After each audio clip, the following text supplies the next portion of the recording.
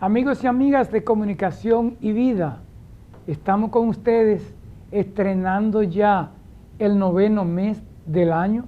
Entramos a septiembre, mes de la Biblia. Así que una alegría para nosotros estar con ustedes. Gracias por ser parte de esta gran familia. Monseñor. Saludos, saludos. Saludos, saludos. Aquí andamos. Como decía Polonia, baramba, baramba. Baramba, Baramba, baramba. Polonia, Baramba, ay, Polonia. amiga mía y de Monseñor Moya, Ay, sí. Baramba, de Licey. Baramba. Sí. Pero tú no sabes el origen de ese Baramba. ¿Cómo nació? Cuando terminó el Concilio Vaticano II, Sí. reformaron la liturgia. En el concilio se reformó la liturgia. Entonces había moniciones que antes no había, el abrazo de la paz no existía, etcétera, etcétera. De tal manera que en Licey se paraba un hombre para ir diciendo, sentados para la epístola, Sí. epístola, no se decía primera lectura, No, epístola. sentado para la epístola, pero y para ir indicando a cada la gente lo que hacer. Entonces, esto lo oyeron estos oídos que se lo va a comer la tierra, Sí. que decía el hombre, con el librito así decía, sentados para la epis, y luego decía, de pie para el evangelio. ¿Y lo que lo cortaba? Porque estaba abreviado en el Ay, libro. Dios santo. Y entonces, ahí vino lo del abrazo de paz. Y ahora, dense el abrazo de paz. Eso era una novedad absoluta. Grande. A Beatriz, la tía mayor mía. Amiga mía. No, tú no la conoces. ¿A Beatriz? No, a Inés sí. A Inés, sí. A Inés. A Inés. A Beatriz no. No, que era Inés. la mayor. Sí, a Inés. Esa era una gran catequista. Esa fue la que cargó conmigo 1 kilómetro para mi primera comunión, porque yo iba vestido de blanco y el callejón lleno de lodo. Enlodado. Entonces, pero la cosa era de Baramba, que le quedó al lado a Beatriz en la misa Polonia. De ahí es que venimos, de Polonia. Sí, de Polonia. Y entonces cuando el Papa, el celebrante dijo que se den el abrazo de paz, Polonia le echó una llave a la tía Beatriz, que era flaca, sí. Y entonces le dijo, baramba. Y ella tuvo que pedir auxilio, que vinieran a librarla de tanta paz. Y de ahí nació el baramba de Polonia.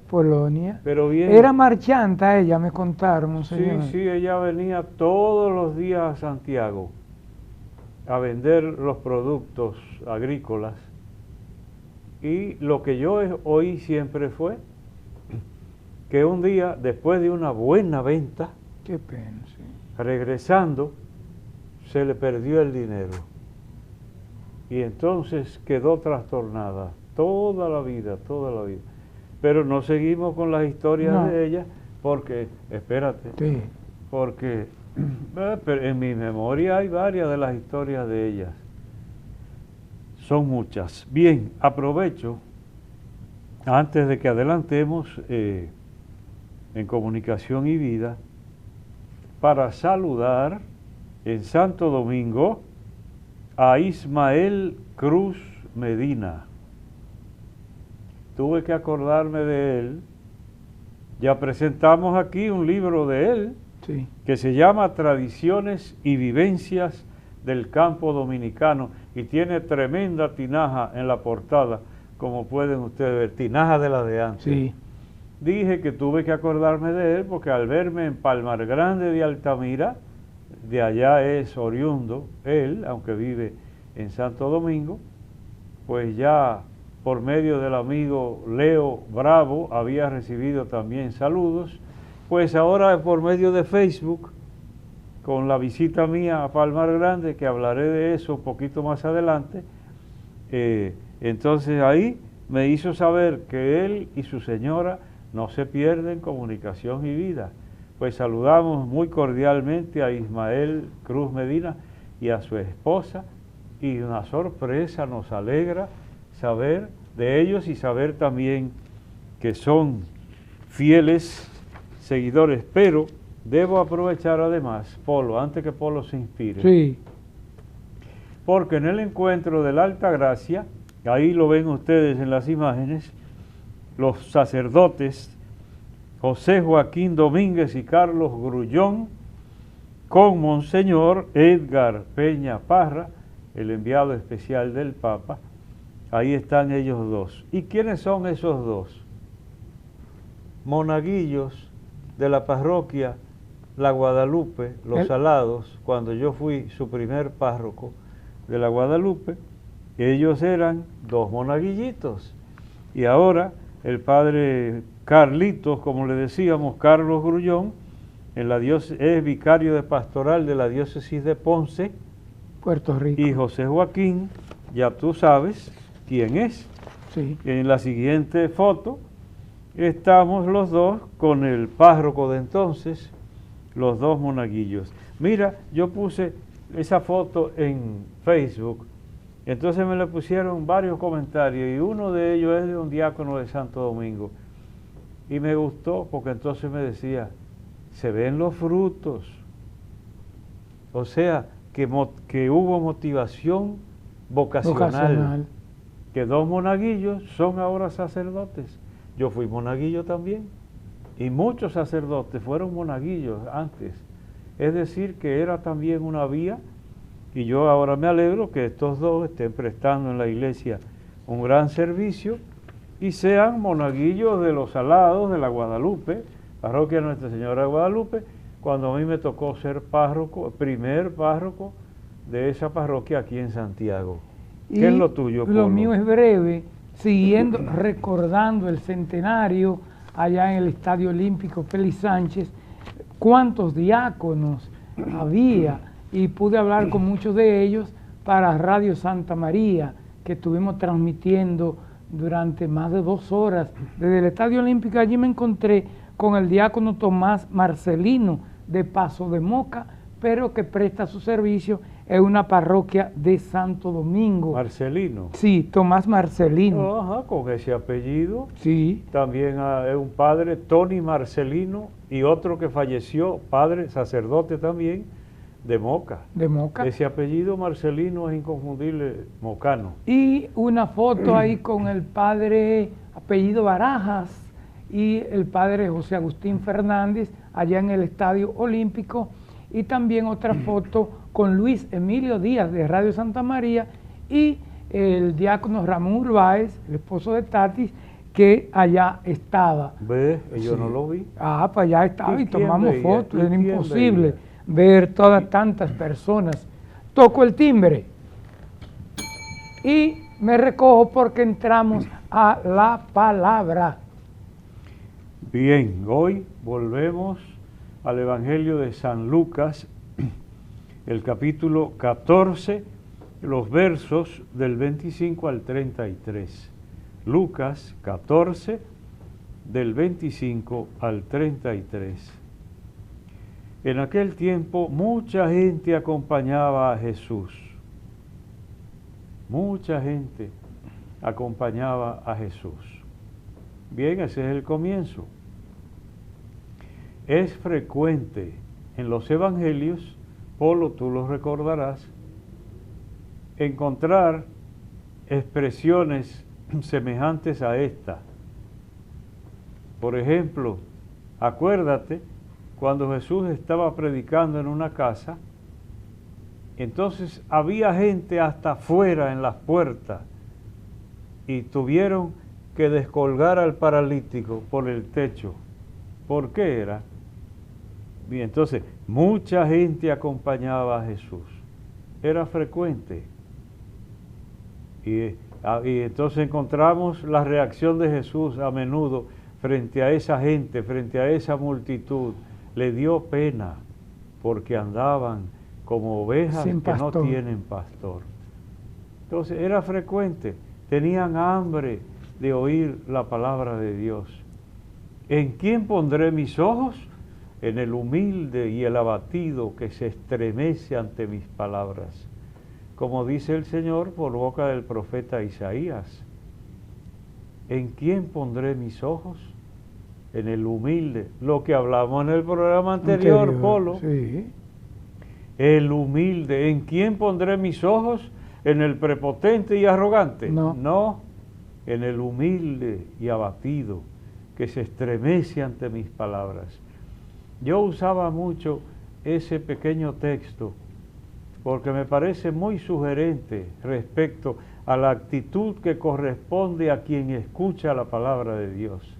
Tiene que haber una reacción, un estremecimiento ante esa palabra, que lo unía yo a la visita de María a Isabel.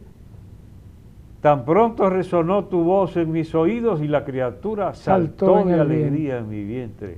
Dichosa tú que has creído, porque lo que te ha dicho el Señor se cumplirá. Y usted ha dicho una imagen que es cuando a uno le echan una brasa en las manos, así, que no puede quedarse así, igualito, brinca, alza. Tiene que reaccionar. Tiene que reaccionar. Entonces también frente a la palabra que es fuego del Espíritu de Dios. Y más, digo yo, y si la brasa no va en las manos sino en el corazón, si brinca uno con que le pongan una brasa en las manos, ¿qué será en el corazón? Me hace recordar un canto que cantábamos mucho en los años 70. Es fuego tu palabra que mi boca quemó. Es fuego, por ti me dio cantando. Es fuego tu palabra que mi boca quemó. Abraza tu mensaje. Déjate quemar si quieres alumbrar. No temas, contigo estoy. Sí. Por ti, mi Dios, cantando voy, la alegría de ser tu testigo. Ay, esa le encantaba a papá. Es verdad. Esa le encantaba a papá. Sí. Ah, pues mira, sí, es la misma imagen. Abraza tu mensaje. Entonces, mucha gente detrás tenía hambre. A veces lo dice el Evangelio explícitamente. Tenían hambre de oír al Señor. Y por eso no es rara la expresión que ahora encontramos. Mucha gente acompañaba a Jesús. Él se volvió y les dijo, acuérdense ustedes, no dijo Jesús eso, lo vamos a decir ahora, lo que sigue, pero acuérdense que a veces Él se sentía cansado y decía a los discípulos, vamos a un lugar tranquilo para que descansemos un poco. Pero la gente lo oía. Y se iba por otro lado. Y se iba por otro lado. Y cuando llegaba, y él se ponía a hablarles con paciencia. El corazón del buen pastor. Ego eimi hopoimen hokalos. ¿Tú sabes griego ya? Ya, yo lo he oído varias veces. Ego eimi hopoimen hokalos. Yo soy el buen pastor. El bueno. El bueno. Que usted hace hincapié que la palabra, el bueno. Hopoimen, el pastor. Sí. Hokalos, el bueno. El bueno. El bueno. Entonces dijo Jesús, si alguno viene a mí y no pospone a su padre y a su madre, a su mujer y a sus hijos, a sus hermanos y a sus hermanas, e incluso a sí mismo, no puede ser discípulo mío. Se dirá, caramba, es muy exigente el Señor. Sí, pero es la radicalidad en el seguimiento del Señor. O conmigo o contra mí, no hay agua tibia. No hay agua tibia.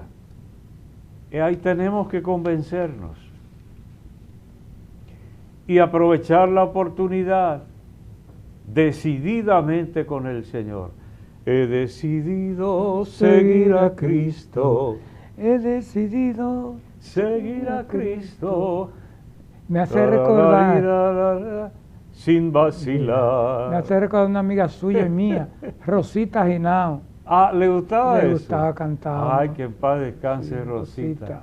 Se nos murió en el tiempo del COVID. Del COVID. Ay, ay, ay, ay, cuánta gente se ha ido sin uno poder hacer nada. Que a propósito también, cuando estuve en Manresa Loyola ahora, fui a la tumba del padre Ton Lluveres, que tenía como ese compromiso de mira. ir a la tumba del padre Ton. Pues ahora estaba yo recordando el otro día que el padre Jesús Veiga, Sí, ¿no te llevó a sí, dar profesor, clase? sí. ¿Te dio clase a ti? Sí. ¿Tú llegaste a teología? Filosofía. Ah, no, pues él daba en teología. Pero nos dio a nosotros escritura, nos dio y siempre coleccionaba muchas cosas.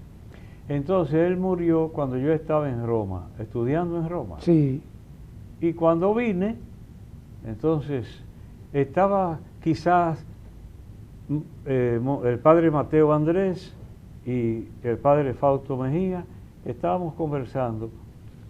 Y entonces, ay, que murió el padre Veiga, lo supe allá en Roma, le dije yo. Y entonces el padre Mateo me preguntó como que si yo hice algo cuando vine al respecto. sí. Y entonces le dije, sí, fui al cementerio a Manresa Loyola, a la tumba de él, que no acostumbro yo, porque ni de los viejos míos, no tengo esa costumbre de visitar tumbas. Sería un poco lo de Santa Mónica, entiérrenme en cualquier parte, que eso me tiene sin problema. Cuando San Agustín estaba preocupado porque ella le decía que estaba cerca el día de su muerte. Allá despidiéndose casi de Roma para volver de nuevo al norte de África, a Hipona. Entonces, un poco así. Y entonces, cuando yo dije que había ido a la tumba, me dijo el padre Mateo Andrés, pues eres muy fiel, eres muy fiel. Lo menos que uno puede hacer, un gesto. Bien, pues entonces, Cristo dispuesto a servir a la gente, como lo vemos ahora. Él se volvió, estaban siguiéndolo. Bien, pues ahí se puso a hablarles. Lo que dijimos ya, si alguno viene a mí, no pospone a su padre y a su madre. Y podrá decir alguno, pero es inhumano. Lo que Cristo propone es inhumano. Porque ¿cómo usted va a dejar de querer a su padre o a su madre? No es eso lo que Cristo está diciendo, porque hay un mandamiento de los que tanto repitió Cristo para que se nos grabaran a nosotros también. Honrarás a tu padre y a tu madre. No, y en la cruz. Y que lo cumplía él fielmente, salvo de muchachito de 12 años. ¿Y por qué me buscaban? ¿No sabían que yo tengo que ocuparme de las cosas de mi padre? Sí, pero hasta en la cruz, madre, ahí tienes a tu hijo, hijo, ahí tienes a tu madre. Hasta en la cruz, porque a veces no nos ubicamos. Y conviene, como decía San Ignacio de Loyola, hacer composición de lugar, que así lo llamaba él. Para uno entender mejor el Evangelio, hacer composición de lugar. ¿Qué significa eso? Meterse en el lugar, en el hecho, en el contexto, con la palabrita que le gusta a Polo, y me le adelanté antes de que yo él iba a diga. decir. Entonces, ubicarse ahí y ver, por ejemplo, al pie de la cruz.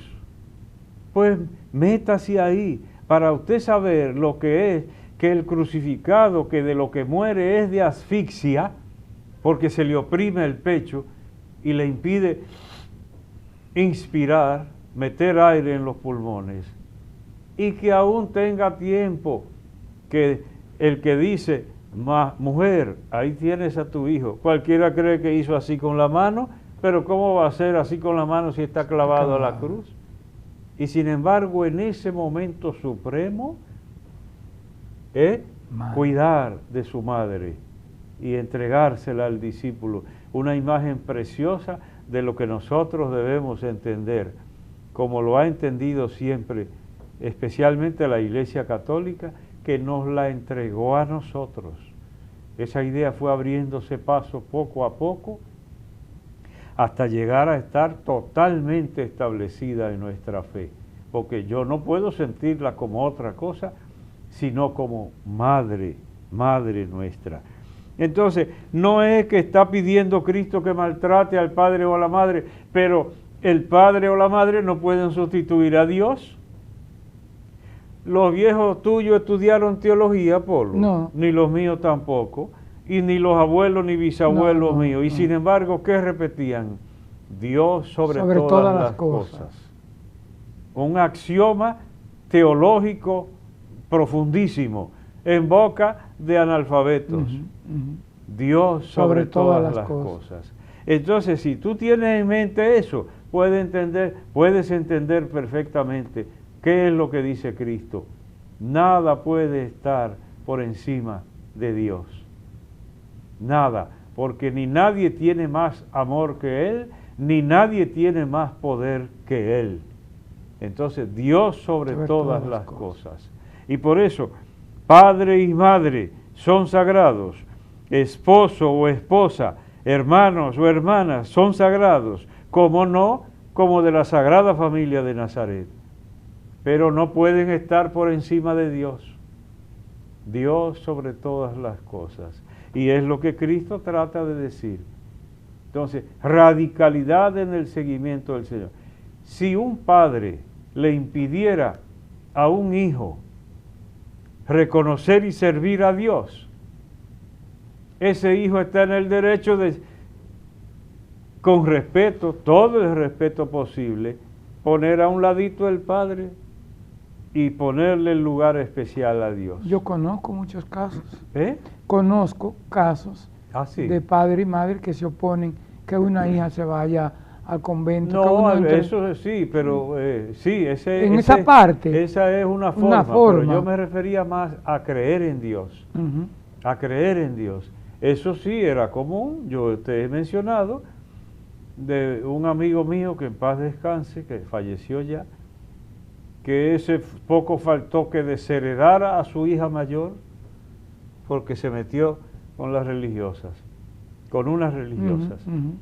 Pero luego cuando él vio esa dama entregada totalmente, incluso llegó a ser superiora de ese grupo, además tocaba guitarra, ese hombre no tenía dónde ponerla.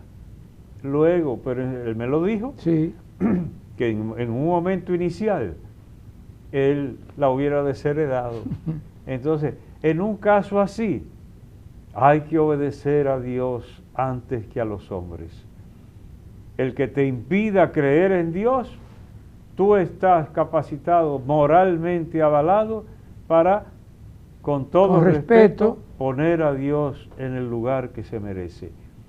Y Dios no puede estar por debajo ni de padre, ni de madre, ni de esposo, ni de esposa, ni de nadie. Entonces, una enseñanza enorme. Aquí viene, Polo, la otra partecita, que ya es más común, la hemos comentado, quien no carga con su cruz y viene detrás de mí, no puede ser discípulo mío.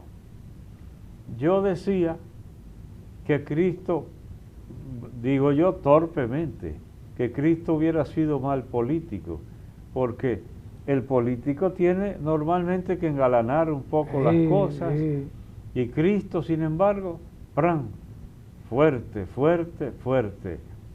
El que no pueda cargar su cruz no está preparado para venir detrás de mí, y de negarse a sí mismo. Yo creo que no es muy motivador que te enseñen una cruz para entonces tú hacerte seguidor de Cristo. Quien no carga con su cruz no puede ser discípulo mío. Tenemos que dejar, Polo, quizá un poquito para la segunda parte, que ya será más breve. Entonces, se podría concluir esta partecita diciendo: no hay éxito sin sacrificio, no hay éxito verdadero sin sacrificio. Lo que hemos dicho cientos de veces. Un estudiante que llega a graduarse va a ser fiestando y dándose buena vida. No. Es con sacrificio, obligatoriamente. Y luego todo, un padre de familia que levanta a pulso una familia, ¿qué hay detrás de eso? Mucho sacrificio. Una madre de familia, dígame. Entonces, no hay éxito, ya lo hemos repetido hasta la saciedad, no hay éxito si no hay esa renuncia, esa carga de la cruz. Esto es Comunicación y Vida.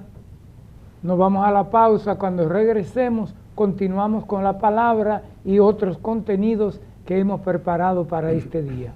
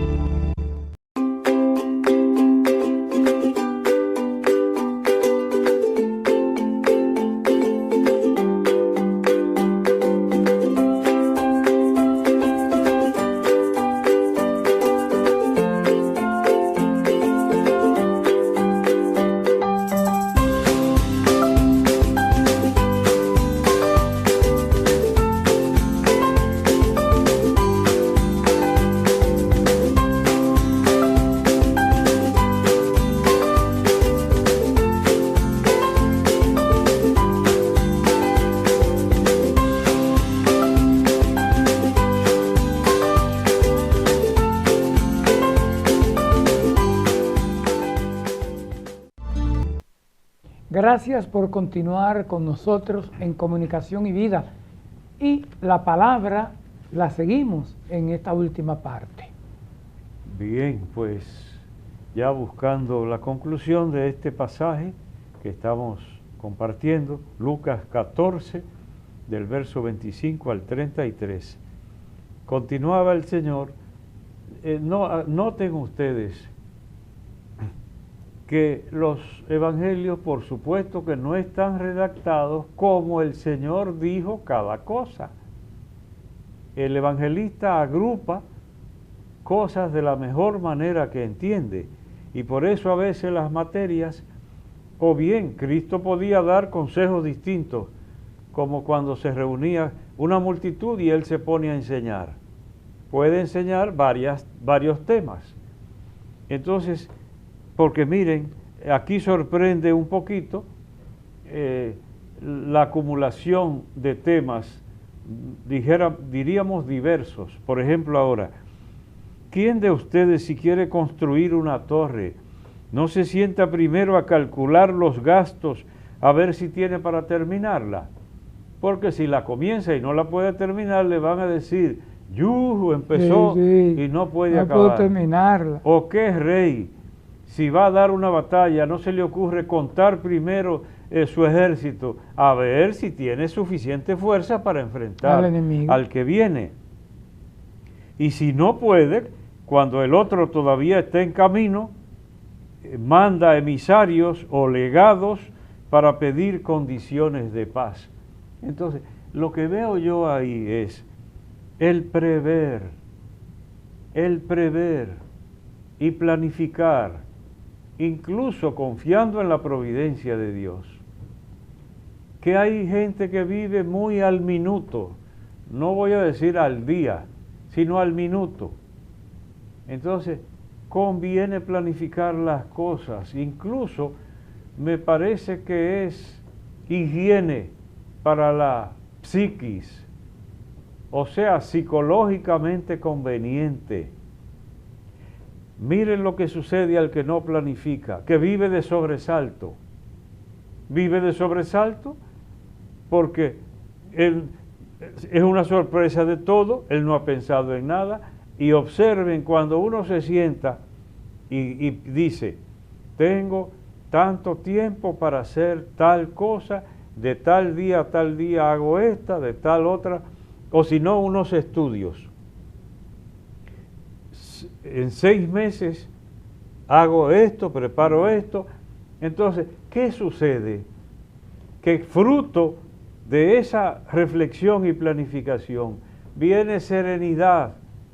A mí me decía un sacerdote que muy organizado y que de hecho le ha tocado rendir buen trabajo en la iglesia. Y él me decía una vez, no, yo me programo, que tengo muchas tareas. A él lo único que le importaba es todas esas tareas, pensar, de tal día a tal día resuelvo esta, sigo con la otra, y ya. Pero al que no hace eso, vive. Ay, me viene a la mente el ejemplo de un compañero, sacerdote también, y obispo actualmente, pero no es de este país. Okay. No es de este país, fue compañero en Roma. Ese vivía en un espanto. Ay, que tengo un examen. Ay, que entonces la gente bromeaba. Es buena gente, ha llegado a ser hasta obispo. Pero entonces, mejor es lo que me decía este otro sacerdote. Yo me programo. Entonces ya yo sé.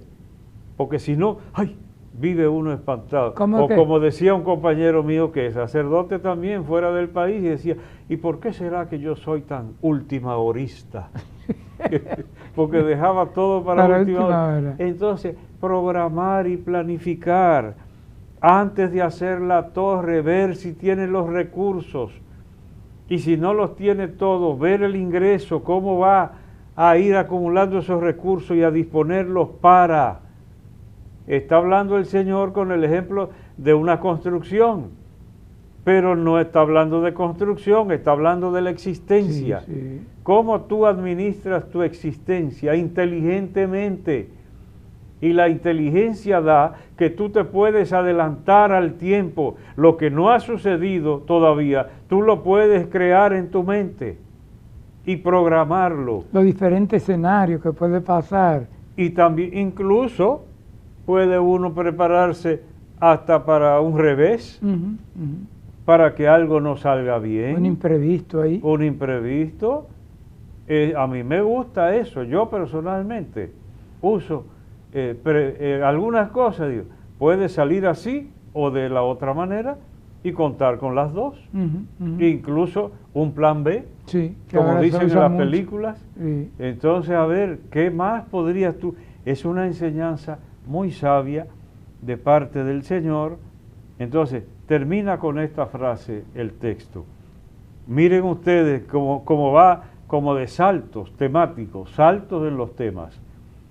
Así pues, todo aquel que de entre ustedes no renuncia a todos sus bienes, no puede ser discípulo mío. Vuelve y conecta con el tema de la radicalidad en el seguimiento. O bien el Señor pronunció esto en momentos distintos, el evangelista vino y recogió, pero ahí están para nuestro provecho. Ese sería un tema extenso que lo hemos tratado varias veces. Tampoco dice el Señor que un padre de familia no puede tener un ahorro en el banco. No es eso. No. Porque el padre de familia o la madre de familia tienen que responder por sus hijos. Entonces, yo puedo darme el lujo de vivir sin nada, porque yo no tengo que mantener a nadie, pero el que tenga que mantener a alguien tiene obligación de calcular y pensar y prever lo mismo que estábamos diciendo. Entonces, pero hay un desapego total a los bienes materiales, que es lo que pide el Señor. El que no renuncia a todos sus bienes, es decir, el que pone el corazón enteramente con el Señor, ese puede ser mi discípulo, dirá el Señor. Y el otro, el que apegue su corazón a los bienes de este mundo, sea cual sea los bienes de este mundo, sean cuales fueran, entonces no puede ser discípulo del Señor. Concluimos con la palabra y entramos ahora a la palabrita. ¿Qué nos tiene? Tú como que te estás economizando el timbre. Que me concentré demasiado. Sí, me recogí demasiado. Que después que cargamos con ese timbre para acá. Hay que usarlo. Y bonito, se mantiene bonito. No, nuevo. Pasan los años. Se trata de que lo compró Polo. Bien, la palabrita, tengo dos porque son breves. Sí. La primera es lacra. Ah, sí, se usa. se usa mucho. Lacra. Ay, ay, ay. Esa es una lacra de la sociedad. Sí, sí, sí. ¿Se entiende lo que se dice con eso? Sí, sí. ¿Será buena gente, Ulcenia, uno que sea lacra de la sociedad? No. ¿Eh? No. Okay. Aquí tenemos. Ahora, como digo, dice, buena. Entonces, dice el diccionario de la Academia, secuela o señal de una enfermedad o achaque. Así no se conoce en ese país. No, no. Así no se conoce porque es lacra moral. Aquí el sentido que predomina es el sentido moral, no el sentido fisiológico o corporal. Como esto, secuela o señal de una enfermedad o achaque, es una lacra. Aquí dio el salto para significar otra enfermedad, un achaque moral. Entonces, sí, vicio físico o moral que marca a quien lo tiene. Eso sí. Sí. Y aquí, siempre que se habla de lacra, es para referirse a una condición moral baja de una persona. Y aquí entonces pone como tercera acepción, en Cuba, República Dominicana, Uruguay y Venezuela, mira tú, países tan diferentes, Cuba, República Dominicana, Uruguay y Venezuela, significa persona depravada. Lacra quiere decir una persona depravada, una persona detestable, mala, podríamos decir con palabritas que se entiendan. La otra, que dije que vamos, porque es breve presentar, es baldón. Oh. Y eso no suena como empresa. Sí, sí, sí, a una marca. Sí, pero no, es con M final la pero, marca. Esta es la pronunciación. Esta es con N. La gente dice baldón. Sí. Entonces, pero baldón significa injuria o afrenta. Y ahí estamos un poquito domingueros, pero esa palabra se usa.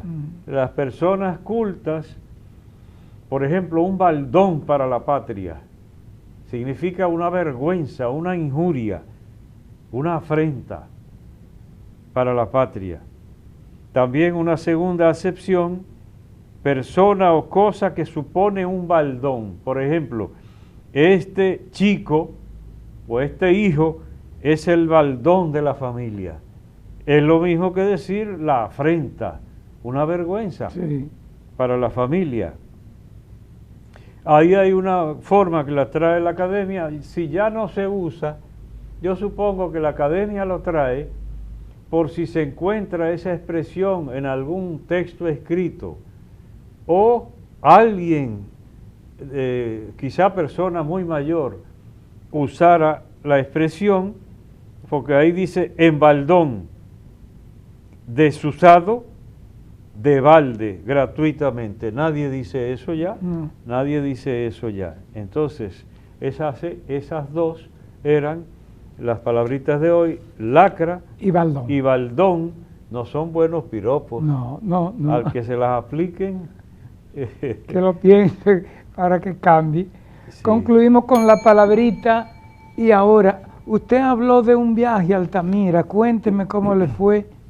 Sí. Sí, Altamira, que incluso me enteré que allí estuvieron dos fieles oyentes televidentes nuestros, Juanita y el diácono José Miguel Domínguez. Sí, pero Polo, antes yo quiero, porque también, pues yo casi he estado mudado para Puerto Plata. No, ya veo. Estuve en el monasterio de la Visitación de Puerto Plata, porque ahí yo iba y me pasaba un mes, casi todos los años, en el verano, preparando clases, etcétera, etcétera. Esas eran las vacaciones. Entonces, pues ahí siempre muy agradable volver a visitar a todas esas hermanas. Ahora le llevé algunos de los libros míos que precisamente, acuérdense que todavía andan por ahí, Vivir o el arte de innovar, que son los ensayos y artículos, Boca de pez, que son especies de relatos, y poesías completas. Las poesías completas. Ahí están, sobre todo de Vivir o el arte de innovar, tengo cantidad todavía. Están a la venta en la librería La Trinitaria en Santo Domingo, también Cuesta, Centro del Libro, en Santo Domingo y Santiago, en las Paulinas de Santo Domingo y Santiago, y Los Paulinos, que hay otro centro en Santo Domingo. El economato y del en el economato del Arzobispado de Santiago también, pues ahí. En el monasterio me dieron este libro sobre San Francisco de Sales, que es el fundador de los salesianos. Inspiró a los salesianos y también los de la Visitación, aunque fue Santa Juana Francisca de Chantal, motivada por San Francisco de Sales, que creó esa comunidad religiosa llamada de la Visitación. Y que es el patrón de los periodistas. Ah, ciertamente, yo no me acordaba, pero gracias, Polo. Sí. Entonces, el amor al prójimo en San Francisco de Sales. El autor es impronunciable. Alemán. Ahí está en pantalla, no, holandés. Holandés. Porque alemán sería von y es fan aquí.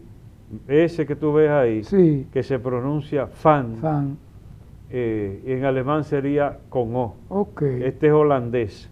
Se ve que es holandés con un nombre rarísimo, de Benedictino Orden de San Benito. Dice, el amor al prójimo en San Francisco de Sales, pues agradezco mucho. También visité, como te dije, el monasterio de Jarabacoa.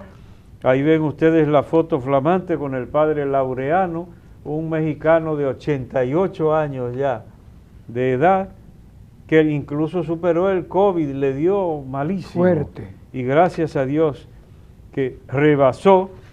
Y entonces, pues tal como tú dijiste, lo habíamos anunciado aquí, estuve en Palmar Grande de Altamira, un lugar de muchos recuerdos y de anécdotas que yo no terminaría de contar algunas de las que me pasaron, porque yo fui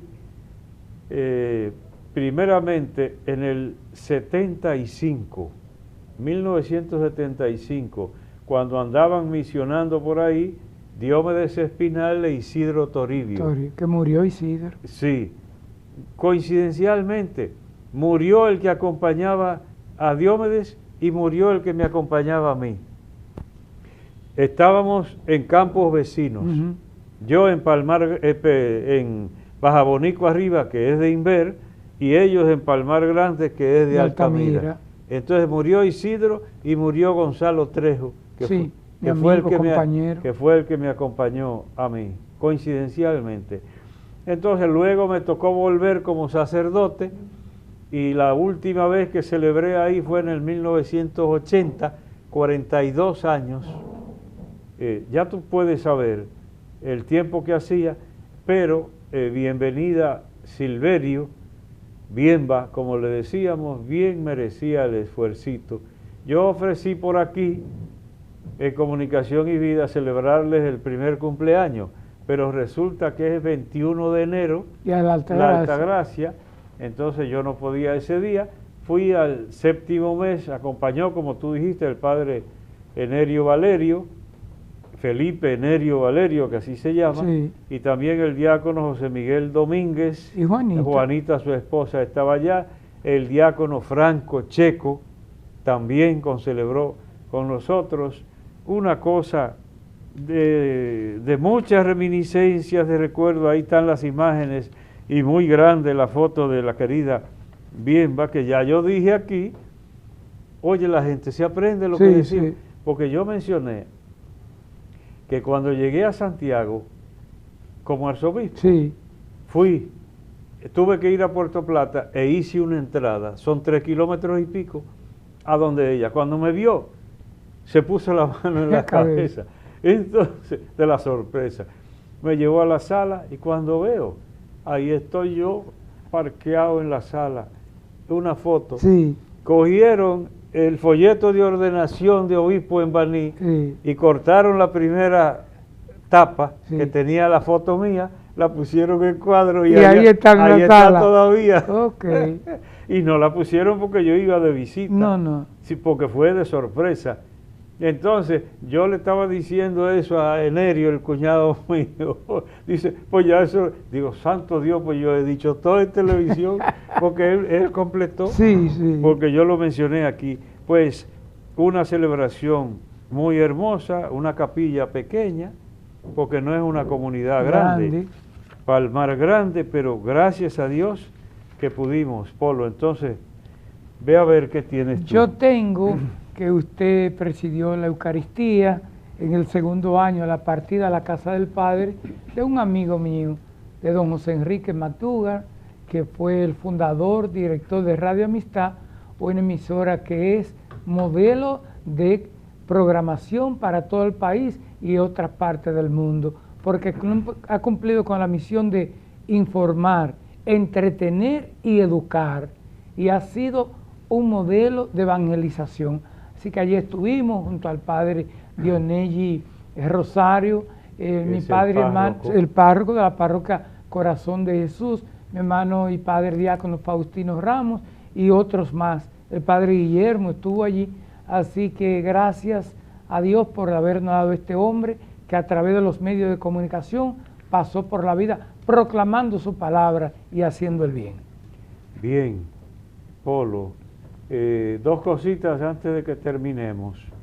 Una referencia brevísima a la carta que la Conferencia del Episcopado Dominicano envió a la Conferencia Episcopal de Nicaragua.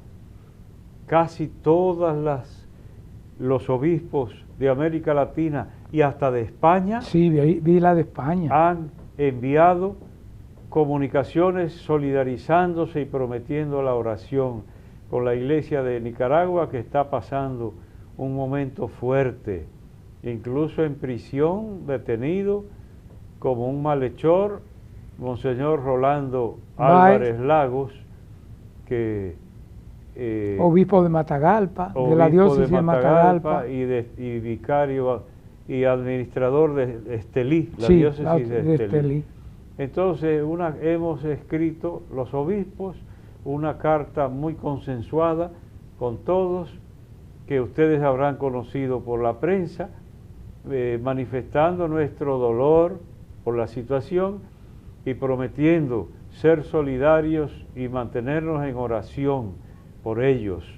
Creo que es lo menos que podemos hacer con Nicaragua, que como lo expresamos ahí, tiene fuertes vínculos históricos con nuestro país. Sí, sí. Porque yo lo dije por ahí, resulta que hay, a quien yo se lo mencioné, él tiene sobrinos nicaragüenses. De tanta cercanía entre esos dos pueblos. Pero también Gregorio Urbano Gilbert, aquel que combatió al lado de Sandino, sí, incluso fue del grupo principal. Lugarteniente de Sandino.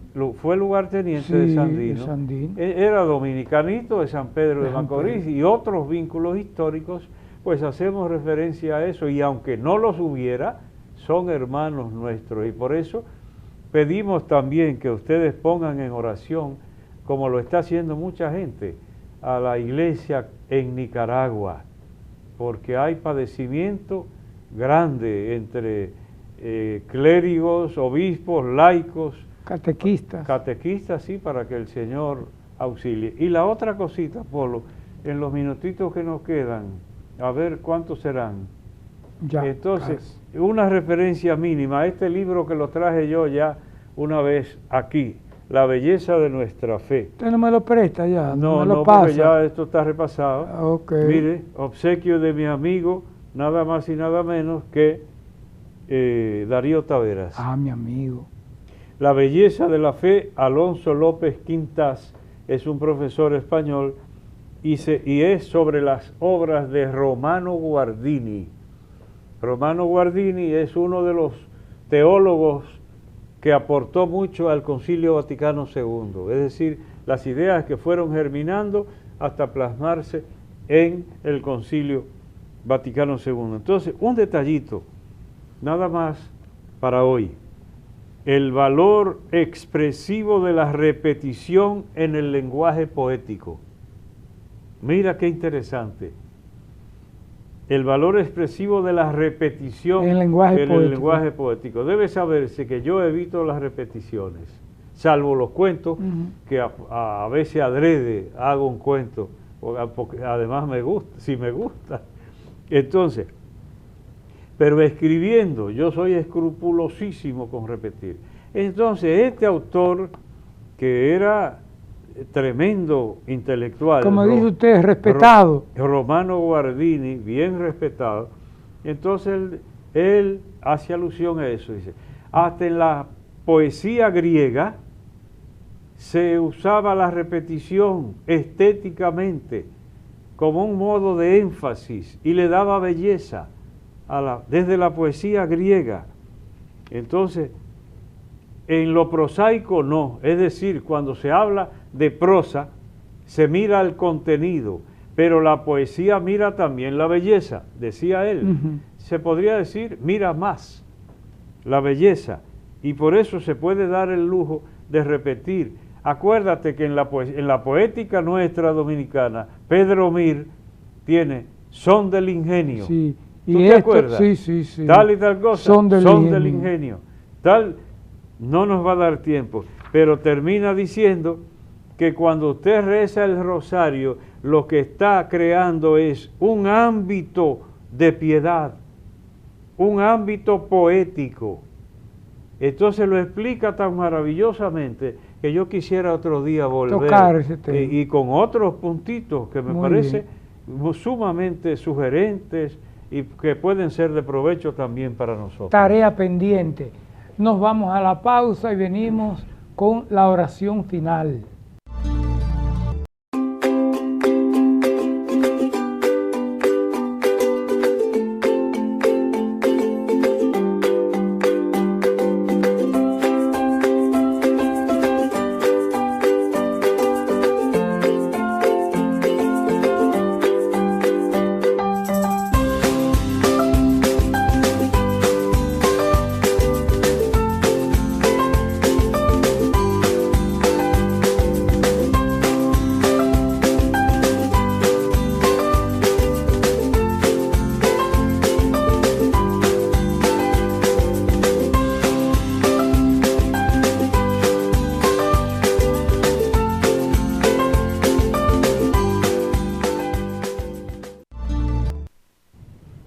Hoy te pedimos, Padre, por nuestros hermanos de Nicaragua que atraviesan una situación complicada, difícil para la vivencia de la fe.